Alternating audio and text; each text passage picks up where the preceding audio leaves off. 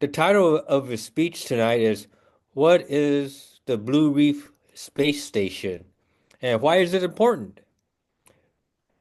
His talk would also include visual aids. Please help me welcome Howard Hinman. The International Space Station is being deorbited sometime after 2030. What, if anything, will replace it? When? Fortunately for those of us who would like to see humanity live and work on space on a far larger scale, there are planned replacements. There are at least 7 known endeavors in this area from several different countries. Presiding officer, ladies and gentlemen, this talk focuses on one of them, Blue Reef. The Blue Reef project is a consortium of companies and a university.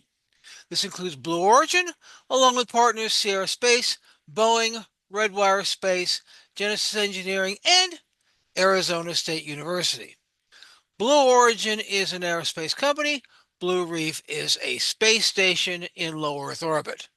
Blue Reef will start smaller than the International Space Station by 2030. It will be expanded from there. The Blue Reef space station is vital to the low Earth orbit economy. In this regard, it is important to the future of humanity as a spacefaring civilization. I've applied to Blue Origin and I'm considering applying to Sierra Space. However, I think Blue Origin is a far more stable company. In addition, the Glassdoor.com reviews concerning Sierra Space's upper management are atrocious. They also have a demanding work schedule, an 880 work week. An 80 work week that comprises 2 work weeks of 10-hour consecutive days where the week split, not splat, split is in the middle of the time block. In other words, you work 16 consecutive days and then you have 4 or 5 days off. Besides, this is actually common in fire departments and some medical establishments. Besides the probability of a grueling work schedule, the road to space is an arduous one, like putting a transverse engine in an automobile. Besides a very real danger of death and or serious injury, we all remember both the Challenger and Columbia disasters. Business success is uncertain. As an example, Bigelow Aerospace of North Las Vegas, Nevada, another space station company, with inflatable module technology license from NASA, which they then improved upon, in which hotel magnate Robert Bigelow invested an estimated $250 million. Bigelow Aerospace closed its doors during the COVID-19 pandemic in 2020.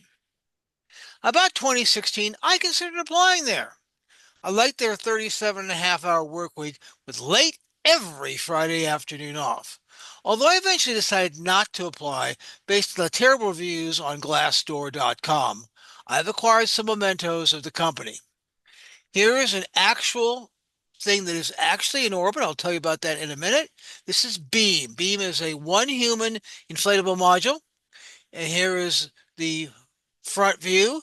And you'll notice the beautiful Bigelow Aerospace logo. They had a wonderful website with beautiful graphics and design and graphics. And it's unfortunate the company's out of business. Then we have one that was not built. This is called the B330. That's a 6-person inflatable module to be also to be placed in our space station. And here is again the item. And again, it's unfortunate they are no longer in business. And I like the fact that the Bigelow Aerospace logo was on the outside of the building complex. Made it really classy, this beautiful logo. The beam was attached to the International Space Station in May 2016, inflated, and remains in operation to this day. Congratulations to Bigelow Aerospace for making a product that actually outlasted the company. However, Blue Reef has a gentleman with far deeper pockets, Jeff Bezos, a true captain of industry who's prepared to invest 100 billion bucks in the project. His goals are to both make money and colonize our solar system. Both these goals require extensive research, careful planning, and superb implementation. Despite the recent layoffs and the fact that rival Elon Musk is figuratively in bed with El Jefe Orange, Donald Trump, they have a more than fighting chance. While Elon Musk is focused on Mars, Jeff Bezos plans to build space colonies in tradition of the late Gerard K. O'Neill and Tom Heppenheimer, both of whom I have referenced in previous talks. I fully support this concept, having made 64 applications to work at Blue Origin thus far. I'm even willing to go to the mountains in the wilds of West Texas, the small town of Van Horn, the location of the New Shepard launch facility. There have been 30 New Shepard missions from that site as of March 23rd, 2025. The next mission, I understand, is actually going to be an all-ladies mission with Jeff Bezos' fiance being the lead human on board. The nearest major cities are El Paso, Texas, and Ciudad Juarez, Mexico. However, I prefer the new Glenn launch facility on the Space Coast of Florida, which had its first launch on January 16th, 2025, with Lauren Sanchez, the fiance, and Jeff Bezos in attendance. Ladies and gentlemen, presiding officer, all aboard for the Blue Reef.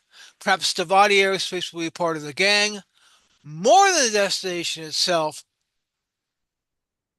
our way station for the moon, the Mars, the asteroid belt, and beyond.